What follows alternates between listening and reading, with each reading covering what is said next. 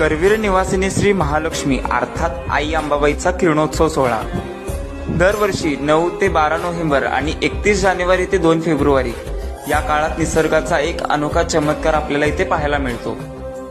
हा चमत्कार पाहण्यासाठी हजारो भाविक करवीर शहराच्या मध्यभागी असलेल्या महालक्ष्मी मंदिराच्या सभामंडपात जमलेले असतात। किरणोत्सव या नावाने ओळखल्या जाणाऱ्या या निसर्ग चमत्काराला धार्मिकतेचेही कोंदण लाभले आहे। येथे येणारे अभ्यासकही बांधकाम शास्त्राचा हा अनोखा चमत्कार पाहण्यासाठी गर्दी करतात। सूर्याचे दक्षिणायन सुरू असताना दक्षिण क्रांती आणि उत्तर क्रांती असे 2 प्रकार असतात। ही दक्षिण क्रांती साधारण 17 अंश असते।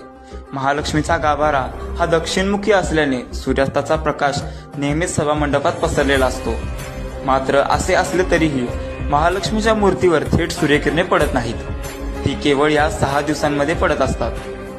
सूर्यास्ताच्या वेळी सूर्याची किरणे पहिल्या दिवशी प्रथम देवीच्या पावलावर पडतात, नंतर दुसऱ्या दिवशी ती किरणे मूर्तीच्या मध्यभागाकडे सरकतात आणि शेवटच्या 3ऱ्या दिवशी देवीच्या मुखमंडलावर पडतात। यावेळी महालक्ष्मीची अलंकार पूजा बांधण्यात येते। किरण स्पर्श होत असताना देवीची आरती करण्यात येते। महालक्ष्मीची मूर्ती वाळुकामय हिरकखंड मिश्रित असल्याने यातून एक वेगळा प्रकाश बाहेर फेकला जातो। अशी अनेक कित्येक रहस्य या मंदिराशी जोडले गेले आहेत।